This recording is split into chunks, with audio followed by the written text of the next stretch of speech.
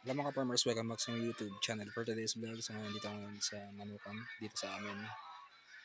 So ipapakita ko sa inyo mga idea dito. Diba ang mga manok ay dapat nakahang, pero ito nasa lupa lang siya. So ang gamit lang ay ipa.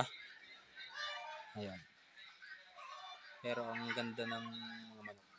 And then yung mga patukaan niya, nakahang siya. And then yung inuman, high-tech yan. Ayan. So automatic. So,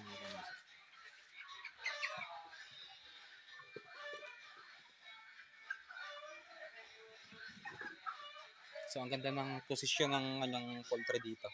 Kasi nga tabing ilog. Ayan, buwan mo siya. Tabing ilog. Sa ano lang. Ang ganda ng bulada sa mga.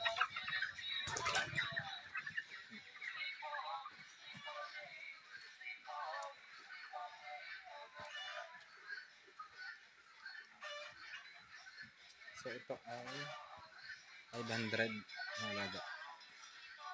So ang namamatay ay kakunti lang. Ayan. Pero malapit na siyang dispose. Ayan.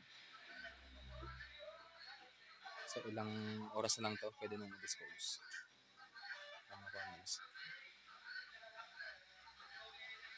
Kaya sa mga planong mag-poultry, ayan, pwedeng magandang idea din to. Ganyan siya. So hindi nakahang. Pati na-observe ko dito, hindi siya mabaho. Hindi siya nangangamoy kasi nga may ipa siya. Ipa lang ang gamit. Ayan. So, and then may mga electric fan, hangin, ayan, sa kabilaan.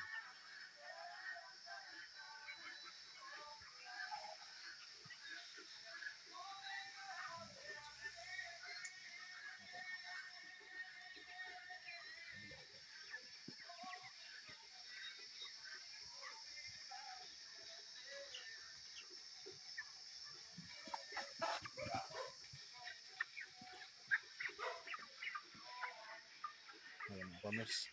So, yan. Maraming pong salamat sa inyong panood. Kaya sa lahat ng mga gustong mag-poultry, so pwedeng gawin nyo rin to. So, salamat po sa inyong panood. So, don't forget to like, comment, and subscribe. God bless us more. Thank you.